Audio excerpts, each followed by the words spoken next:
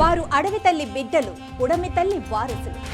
అణువణువు అడవిని ప్రేమించే అమాయకపు స్వీకృతి, కణకణాన ప్రకృతి వైభవంతో తొణికిసలాడే వినూత్న ఆకృతి.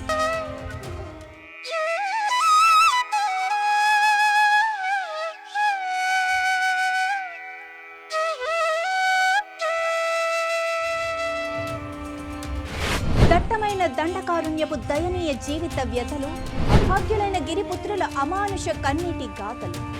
ఇది ఎక్కడో కాదు, ఏనాటి విషయమో అస్సలే కాదు.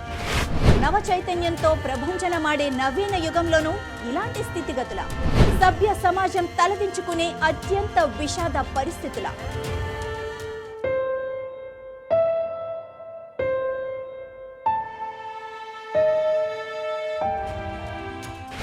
అవును, ఇక్కడ ప్రతిదానికి కరువు, ప్రతొక్క కనీస సౌకర్యానికి అరువు. నీటికి దూరం, కూటికి దూరం, వైద్యానికైతే అందనంత దూరం. ప్రయాణానికి రహదారి లేదు, ఎండిన ఆ బ్రతుకులకు ఏ దారి లేనే లేదు. ఇదేనా మనం కోరుకున్న తెలంగాణ రాష్ట్రం? ఇదేనా మనం కొని తెచ్చుకున్న తీవ్ర దురదృష్టం? కష్టాల పెనుగాలిని, నష్టాల పెను ఊపిని పెనవేసుకున్నది పెనుగోలు గ్రామం. పేదరికానికి పరాకాష్ఠగా కొనసాగుతున్నది ఆశ నిరాశల సంగ్రామం.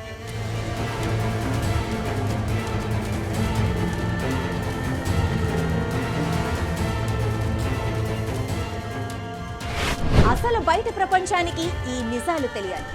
అసలు సిసలైన వారి వాస్తవ ప్రపంచం అందరికీ అవగతమవ్వాలి. ఇదే దృక్పథం, ఇదే వజ్రపు సంకల్పం మనిషిని మనిషిగా చూపించే వాస్తవ స్థితికి ప్రతిరూపమైన ఫోర్త్ సైట్స్ టీవీ నిర్వహించిన సాహసోపేతమైన ప్రజా దీక్ష. గిరిజన జీవితాల్ని మార్చాలని సరికొత్త ఆకాంక్ష. 22 కిలోమీటర్ల భయానక ప్రయాణం, నిర్లక్ష్య బ్రతుకులకి వినూత్న జీవిత కోణం.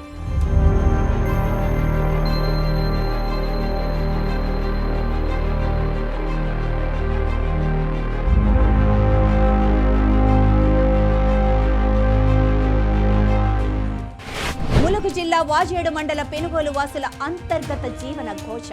ఇకనైనా గిరిపుత్రుల జీవితాల్లో వికసించాలి అభివృద్ధి ఆశ. గ్రౌండ్ రిపోర్ట్ లో మరిన్ని విశేషాల్ని మీ ముందుంచే కర్తవ్యంలో ఫోర్త్ సైట్స్ టీవీ.